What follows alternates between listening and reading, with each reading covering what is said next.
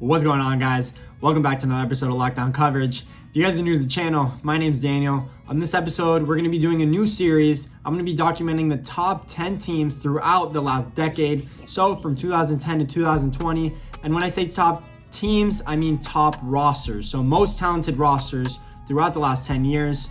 And obviously, I'm going to be doing from 10 to 1, so let's get to it. Before I start off, I quickly want to say that obviously you guys aren't going to remember every roster, every player that happened. So I'm going to kind of give you a breakdown of what happened throughout the year and what team went on a roll and kind of had the best year overall, even though they didn't win the Super Bowl. So without further ado, at number 10 on this list, I have the 2017 Jacksonville Jaguars.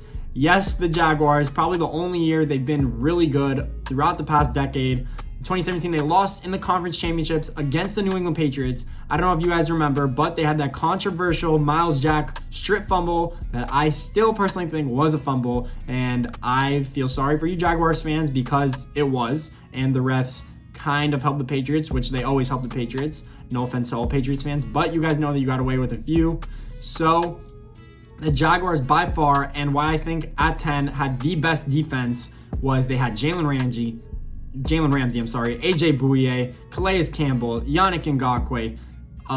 They had Myles Jack. They had Telvin Smith. Their defense overall as a whole probably had 7 to 8 Pro Bowlers or had Pro Bowl type seasons. Their only thing that held them back was Blake Bortles. And I'm sorry, your offense was good. You guys had a ground and pound running game with Leonard Fournette. You guys selected him in the fourth pick in that year's draft, and he ended up having a stud season. Your offensive line was really good. Wide receiver playmakers were okay, but you guys did beat the Steelers earlier in the year in a shootout, in a blowout. That was probably the only game their defense did not play as they've proven to be as good. So that is who I have at number 10. Jacksonville Jaguars should have made a Super Bowl appearance, but they did not. And now they're kind of in a rebuilding stage. So that is probably the best team that they are going to have throughout the past decade.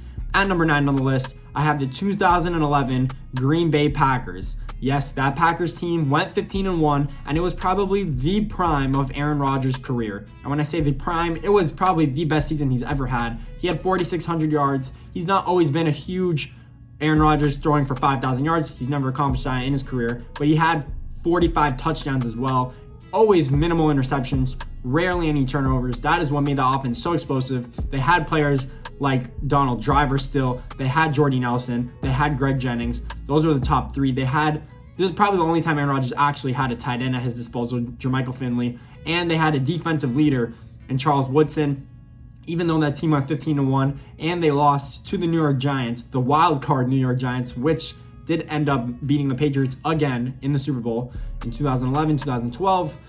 That's not surprising, but the Packers did have one of the best regular seasons I've personally remember. Aaron Rodgers was amazing during that time. It was when he won the Super Bowl, or near when he won the Super Bowl against the Steelers, so that was his prime years. I think those years are kind of behind him, but he is still a phenomenal player.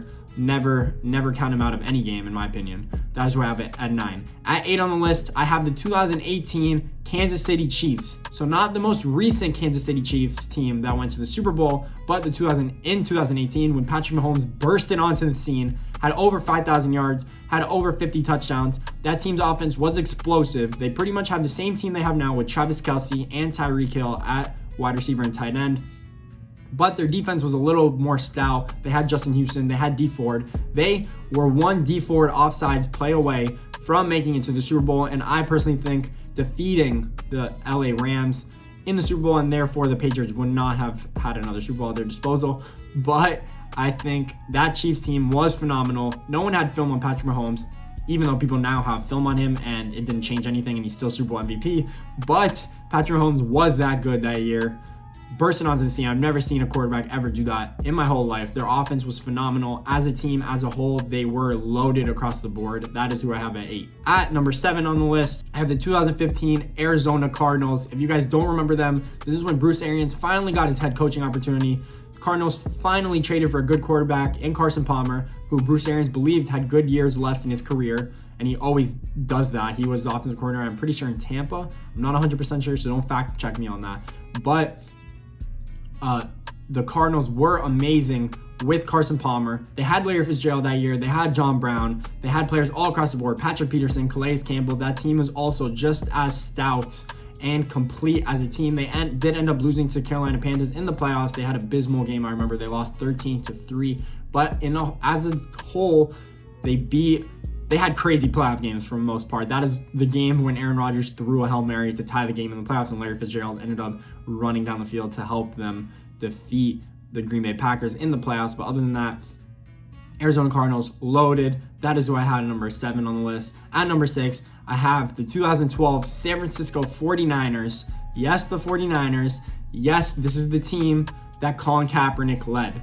Even though Colin Kaepernick was the best player on that team, I personally think their defense was stout. They had my 2 favorite linebackers at the time in Navarro Bowman, and Patrick Willis, who is my favorite linebacker of all time. Love that dude. They also had Aldon Smith, over 10 sacks a game linebacker, who actually just recently signed with the Cowboys and has not played significant football since 2015. They had the 3rd best defense in the league. They also had players on offense like Michael Crabtree and Frank Gore, consistent and reliable and durable. They also had hard-hitting safety Deshaun Golson. That team was loaded across the board. They almost made a comeback in the Super Bowl against the Ravens. That was obviously when the lights went out in the New Orleans Saints Stadium. That is what it was infamous for. The Ravens defense was also really good that year. But at number 6 on the list, I have the San Francisco 49ers. At number 5, I have the 2016 New England Patriots. Yes, the Patriots. What a surprise. One of the Patriots teams from the past decade is on this list. They went 14-2 during the season, but the thing that actually cemented them as one of the best teams was having the best comeback of all time out of any Super Bowl, out of probably any game I've ever seen, 28-3. I'm not going to mention it too much because if I have any Falcons fans watching, I don't want to disappoint them and make them dislike this video. But the Patriots had one of the best regular seasons and postseasons, in my opinion. Julian Edelman had one of the catches of the year to remember. Gronk did not play as well, so they were limited. You can't say they were fully loaded, but that team was phenomenal. Tom Brady had one of his best years. Even though he did dink and dunk, they had James White. They had playmakers all across the board. One of the best teams I personally enjoyed. One of the best Super Bowls I've ever seen, hands down.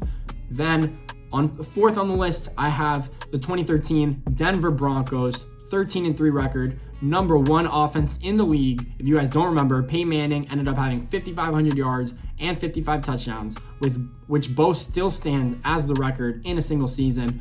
Peyton Manning did lead them to the Super Bowl, but they did not win. They lost to the Seahawks, which is also coming up on the list. But the Broncos had one of the best offensive years I've ever seen. Their defense was still good. They still had Von Miller, so you can't go wrong with that. But their team was loaded. It was probably Peyton Manning's last amazing year before he finally had a little bit of a dip, a little bit of a drop off. But that team was phenomenal. Really enjoyed watching that team as well with Demaryius Thomas and Emmanuel Sanders and Julius Thomas. That team was also loaded across the board. Number 3 on my list is the 2017 Eagles. There's not much more I could say, but Nick Foles being the factor of them being on this list. Nick Foles was just meant to be in the situation to where he led that team to the Super Bowl and ultimately ended up beating the New England Patriots, which are in another Super Bowl. It's frustrating me now that I'm getting to this point. But the Eagles ended up having a great postseason run, ended up beating the Vikings to get to the Super Bowl, even though the Vikings did win on a crazy play against the Saints. Obviously, you guys remember that play. The miracle, I don't have to remind you guys. But the Eagles went to the Super Bowl, and they ended up having crazy offensive explosive playmakers. No one on that team ended up having over 1,000 yards rushing or receiving, so it's kind of astounding that as a whole, they ended up having a good amount of playmakers to kind of have all across the board. But they also ended up having the Philly special play, which capped off that Super Bowl run. Nick Foles had a phenomenal year. Kind of whatever has been the same since that, but maybe he only lives in that Eagle system, so not a surprise there. At number 2 on my list, I have the 2015 Carolina Panthers. I think the Panthers had one of the best seasons of all time. They went 15-1. All I could remember during that stretch was Cam Newton was unstoppable. Over 35 touchdowns passing and 10 touchdowns rushing the ball. Their read option offense was revolutionary. It kind of changed the NFL, kind of opened the door for Kyler Murray's and Lamar Jackson's of the world to play in the NFL. Love that Cam Newton did that. Pissed that Cam Newton is still a free agent. I think he's still a really good quarterback right now. Some team or whoever team will sign him will get a very good player.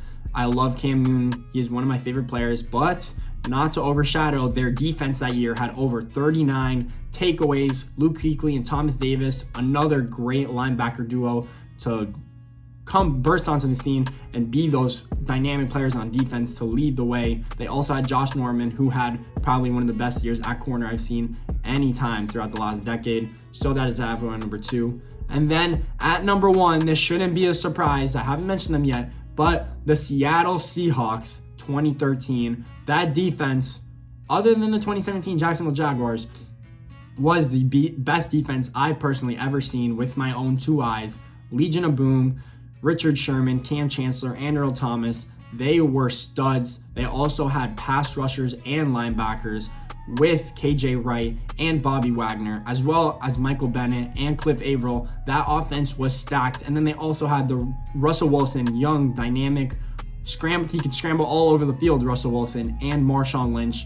Beast mode was still a thing back then. That team was loaded. They went to the Super Bowl, ended up having a 36-0 lead against the number 1 offense in the league. They held 16 of their 19 opponents to under 20 points. If you think about that, if you comprehend that, that is ridiculous. That's that's 2 touchdowns a game, basically, which is crazy. The Seahawks are the number 1 team of the past decade. They should have had another Super Bowl if Russell Wilson didn't throw an interception at the goal line, and they ran it again with Marshawn Lynch, with beast mode. I don't want to piss off any Seattle Seahawks fans watching this as well, but they should have 2 Super Bowls. That team is the number 1 team in this decade. If you guys enjoyed this video, please make sure to leave a thumbs up. I'd really appreciate it, and subscribe to the channel. More videos like this coming up. I'm going to be doing top 10 teams of the decade for certain categories, so let me know if you guys enjoy. Thanks.